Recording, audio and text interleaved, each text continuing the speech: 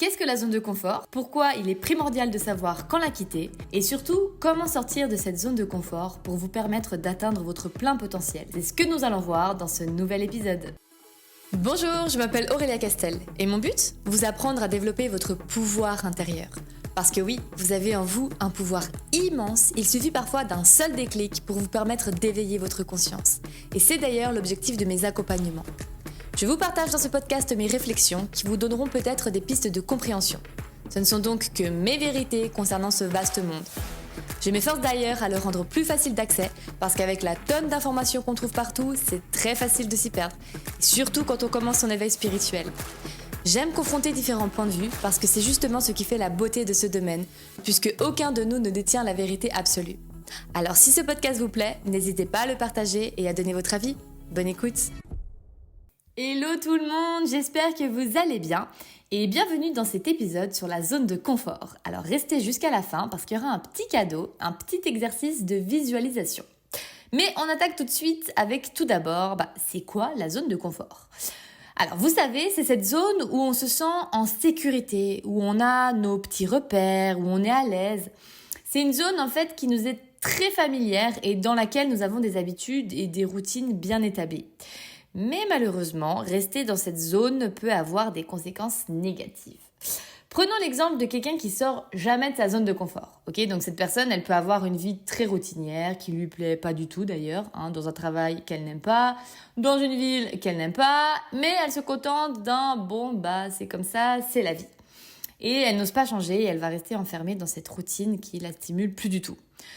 Pourtant, cette personne, elle rêve de déménager, de changer de travail, de rencontrer de nouvelles personnes, mais elle va contenter de rêver sa vie plutôt que d'essayer de vivre ses rêves.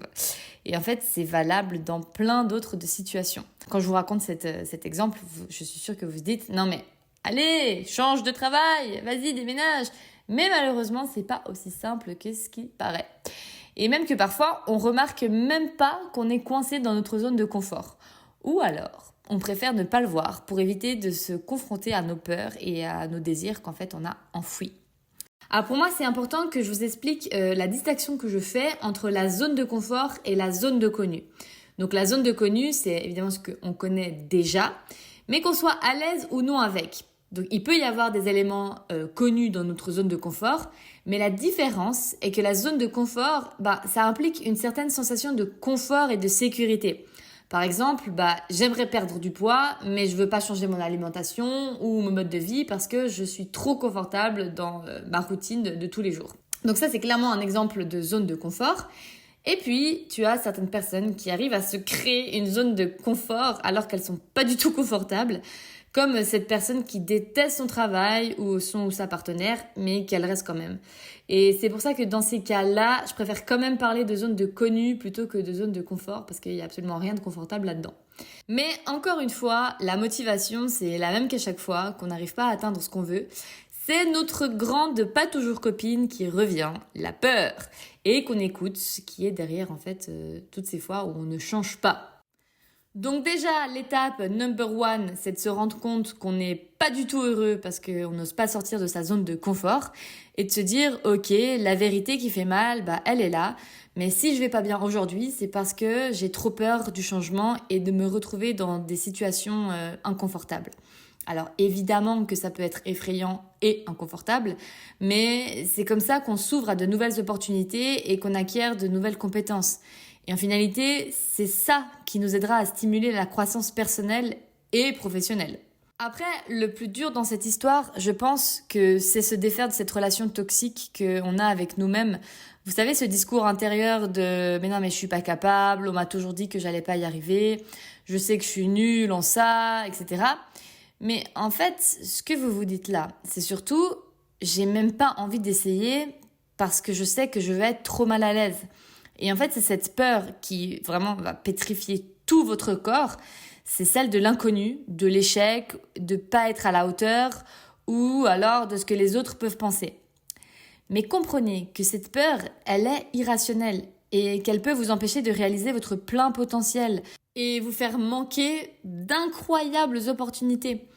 La peur, elle vous fait croire que vous n'êtes pas capable, que vous n'êtes pas prêt, mais en réalité, il s'agit juste de votre propre perception de vous-même. Donc, rester dans votre zone de confort ou connu, ça ne va pas vous permettre de vous améliorer parce que vous n'êtes pas exposé à de nouveaux défis, à de nouvelles situations qui pourraient vous aider à développer cette nouvelle idée de « en fait, si, je suis clairement capable ».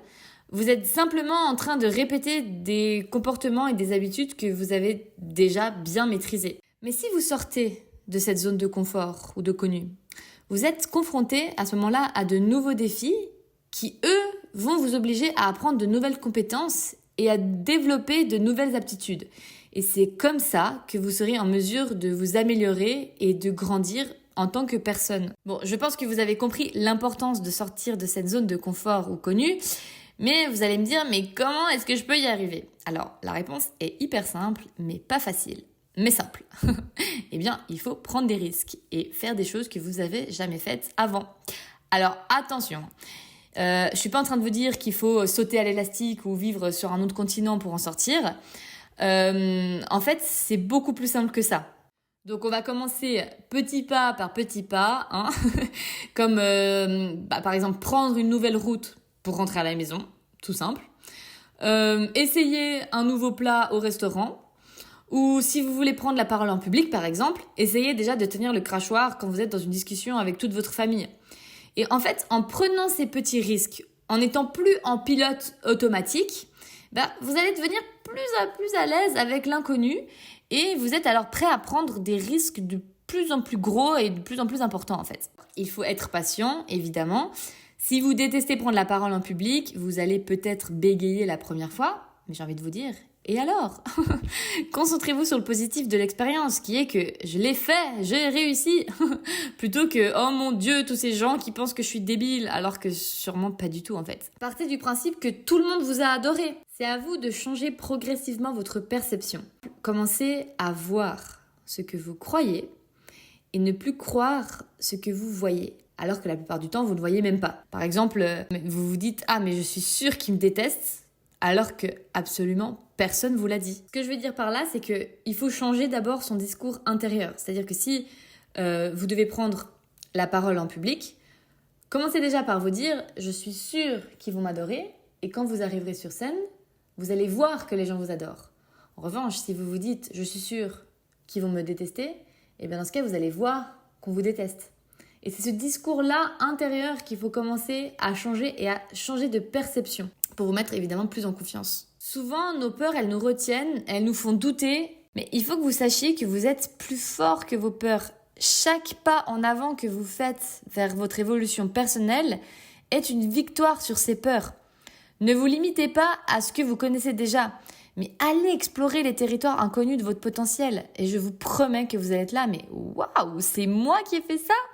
Vous allez vous redécouvrir, mais petit à petit. Le chemin vers l'équilibre, il peut sembler parfois délicat. Mais rappelez-vous que chaque expérience, chaque décision et chaque ajustement que vous faites, ça va vous rapprocher de votre épanouissement personnel. Il n'y a pas de bonne ou de mauvaise façon de trouver cet équilibre. C'est juste un voyage unique pour chacun d'entre nous. Mais sortir de sa zone de confort, ça améliorera sans aucun doute votre confiance en soi et surtout votre estime de soi. En prenant des risques, en relevant des nouveaux défis, on peut réaliser des choses mais qu'on pensait même pas possibles et se prouver à soi-même qu'en fait oui, on peut dépasser ses limites. Du coup, quand vous avez enfin décidé de sortir de votre zone de confort, eh bien vous allez atteindre ce qu'on appelle la zone de grandeur. C'est là où on est le plus créatif, le plus productif et en fait certainement le plus heureux. Donc pour atteindre cette zone de grandeur qui est au bout d'un moment redeviendra notre zone de confort, par exemple, ce nouveau travail, au début, on est hyper stressé, on comprend rien. Et puis ensuite, on est tout content, on a compris comment ça marchait, on a réussi super bien. Donc là, tac, vous êtes dans votre zone de grandeur. Puis au bout d'un moment, tout devient routinier, voilà, vous savez comment votre travail fonctionne, etc. Et cette zone de grandeur redevient donc du coup cette nouvelle zone de confort. Il faut voir ça en fait comme une boule qui grandit au fur et à mesure avec de nouvelles compétences. Mais au bout d'un moment, elles redeviennent familières et là, vous êtes de nouveau dans cette nouvelle zone de confort. Donc, pour atteindre cette zone de grandeur qui nous fait évoluer à chaque fois, on doit chercher des défis une fois que ça redevient routinier. mais des défis qui sont à la fois stimulants et surtout réalisables. On peut se fixer des objectifs ambitieux, mais quand même réalistes, qui nous permettent de sortir de notre zone de confort tout en étant motivés. Parce que si c'est un trop gros effort, comme je le disais lors du précédent podcast, on va perdre notre motivation. Alors, il arrive parfois que même quand on est hyper conscient de l'importance de sortir de cette zone de confort, il y a quand même cette peur qui est vraiment trop grande et qui nous bloque. Donc c'est important de comprendre que la peur, en fait, elle est normale, mais qu'elle peut être surmontée. C'est ça surtout l'élément clé, c'est que cette peur, elle est normale, mais qu'elle peut être surmontée. Donc pour la dépasser, concentrez-vous sur vos objectifs et sur les avantages que vous pourrez en tirer, sur votre pourquoi. Pourquoi est-ce que vous voulez faire ça ?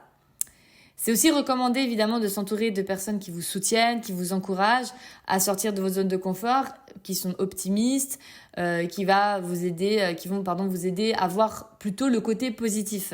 Mais je vais vous donner quand même quelques stratégies concrètes de coach pour vous aider à dépasser vos peurs vous-même.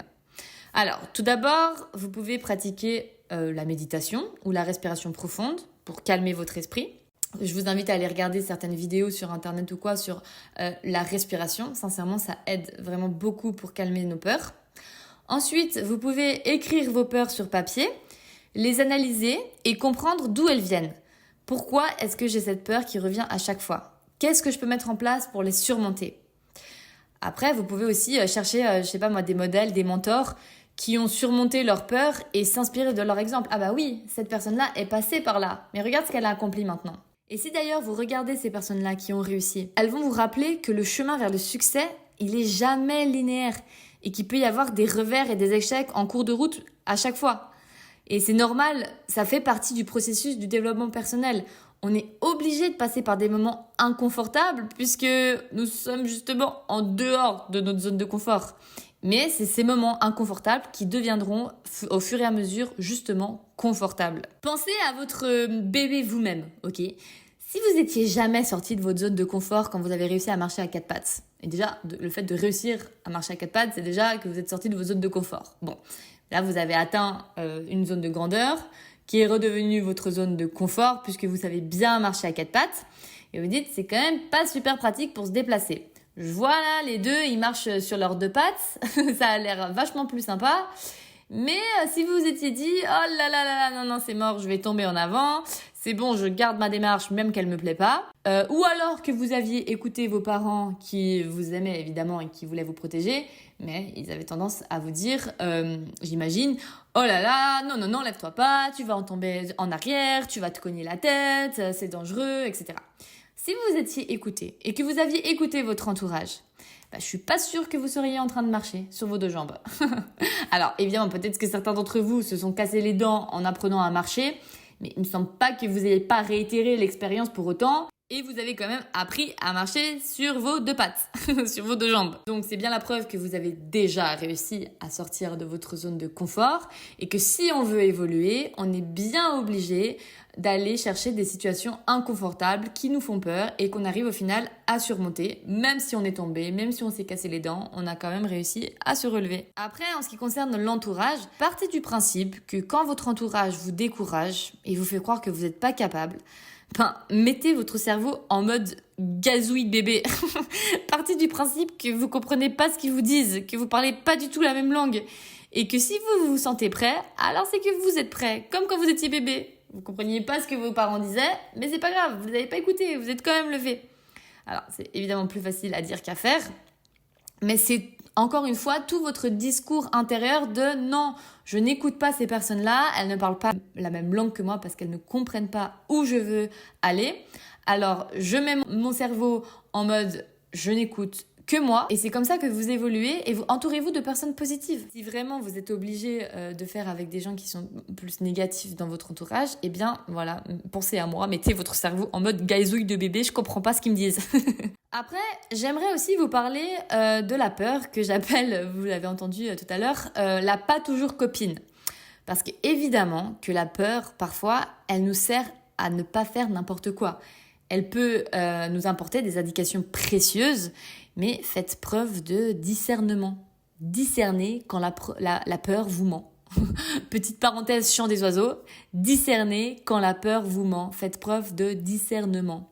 C'est-à-dire que la peur, elle peut effectivement aussi nous protéger, mais encore une fois, il s'agit de trouver l'équilibre. Après, si malgré toutes ces stratégies, vous avez toujours du mal à sortir de votre zone de confort, pas de problème, n'hésitez pas à faire appel à une consultante bien-être ou un consultant bien-être qui pourra vous aider à comprendre vos blocages et vous donner des stratégies pour les surmonter. En résumé, donc sortir de sa zone de confort, c'est clairement un élément essentiel du développement personnel parce que c'est comme ça que vous serez en mesure de vous améliorer, de grandir et de réaliser votre plein potentiel. Vous pouvez surmonter vos peurs en prenant des risques et en cherchant des défis qui sont stimulants et réalisables. Voilà.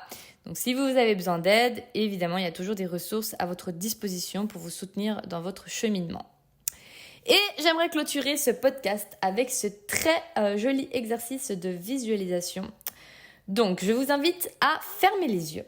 Imaginez-vous sur votre lit de mort. À droite, vous voyez le film de votre vie.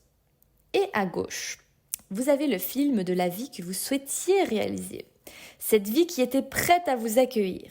Et ce film vous montre que toutes les fois où vous vous êtes dit « Ah non, c'est comme ça, je ne peux rien changer, de toute façon, c'est ma vie », eh bien, toutes les solutions étaient juste là devant vous. Mais vous avez préféré ne pas les regarder. Heureusement, vous n'êtes pas sur votre lit de mort. Et cet exercice est une solution qui s'offre à vous. Alors, quel film décidez-vous de jouer à partir d'aujourd'hui ? Je vous dis à très vite pour un prochain épisode. Portez-vous bien. Bye!